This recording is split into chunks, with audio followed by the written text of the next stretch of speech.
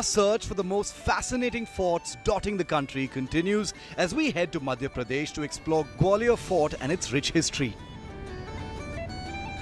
Reaching Gwalior from Delhi requires one to drive through Agra via the Taj Expressway and onwards through the truck-strewn NH44 for around 6 hours.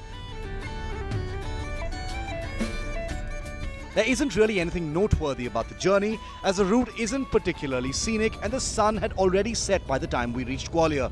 So we decided to check ourselves into a hotel.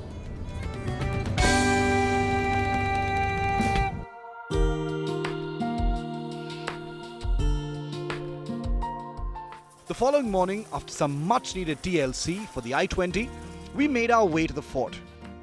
The roads leading up to our destination were cramped and made us appreciate the I-20's light steering more than ever.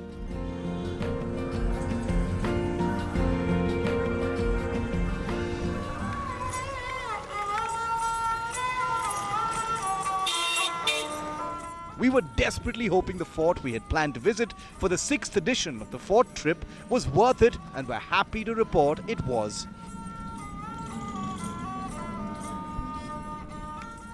One of Madhya Pradesh's largest cities, Gwalior is home to the Gwalior Fort.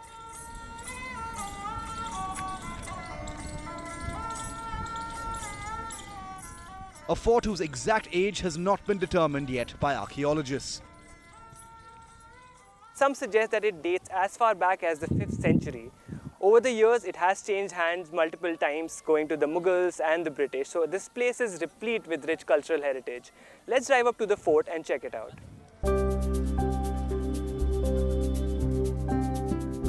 A narrow single lane leads up to the fort complex through the Urvahi gate.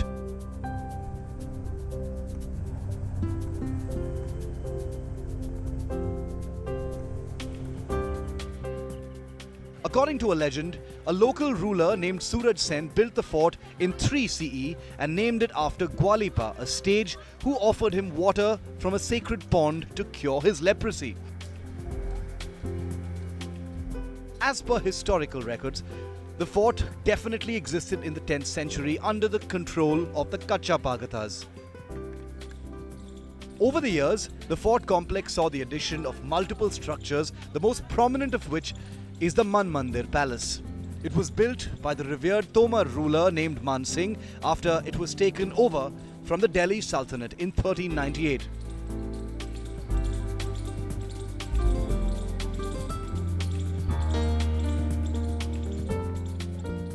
The walls of the palace are decorated turquoise, yellow and green tiles, adding contrast to the otherwise monotone structure.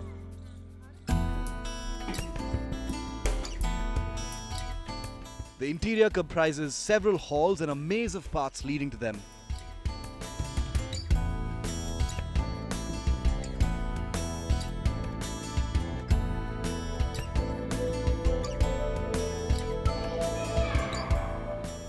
Quite a few of these halls are inhabited by hordes of bats that give them a rather eerie feel and are also responsible for them being filled with an unpleasant odor.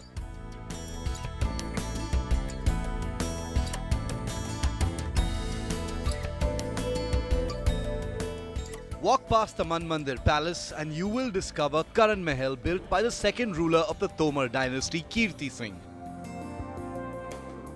Adjacent to the Karan Mahal lies Vikram Mahal, commissioned by Man Singh's second son, Vikramaditya Singh. The Mughals seized the fort under the leadership of Babur, losing it to Sher Shah Suri in 1542 before being recaptured by Akbar in 1558. Under Akbar's reign, the Gwalior fort served as a prison for political prisoners. It fell under the control of the Rana chieftains of Gohad following Aurangzeb's death. Between 1808 and 1844, the fort frequently changed hands between the Scindias and the British, the latter taking control of the fort again in 1858 and retaining it until 1886.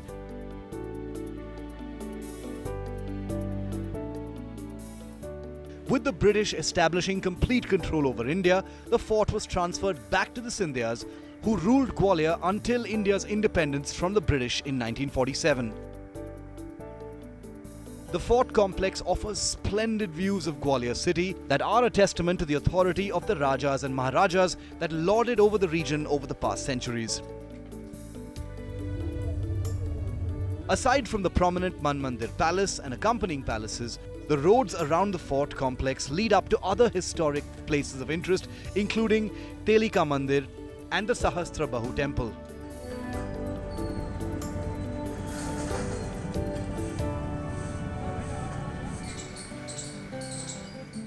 Telika Mandir was constructed between the 8th and 9th centuries and blends North and South Indian architectural styles.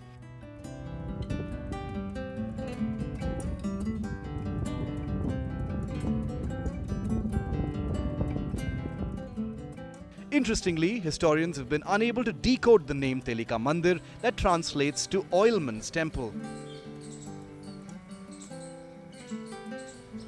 As per the inscription placed adjacent to the temple's gate, the name's origin can be traced to an oil dealer at whose expense it was constructed under the reign of Mihira Bhoja of the Pratihara dynasty.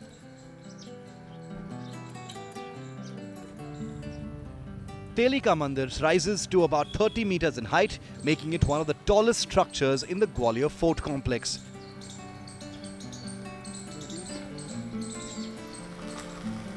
The Sahasrabahu temple is dedicated to Lord Vishnu and is characterized by a twin temple structure, with one being larger than the other. Also known as Sasbahu temple, this name apparently originates from the mispronunciation of Sahasrabahu, which is the actual name. It was built in 1093 by King Mahipala of the Kachapagata as a Vishnu temple.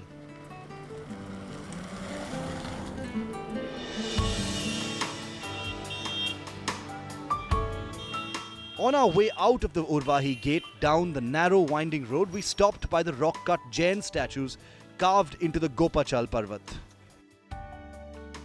These carvings date back to the 7th to the 15th century and vary in height from as small as 6 inches to as tall as 57 feet in height.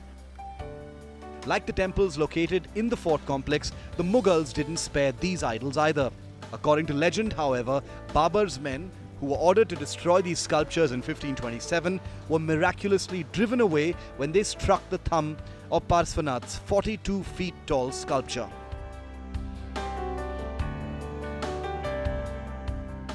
The walls of the Gwalior fort are home to numerous such structures and fascinating legends, and it is nearly impossible to cram all of it into minutes.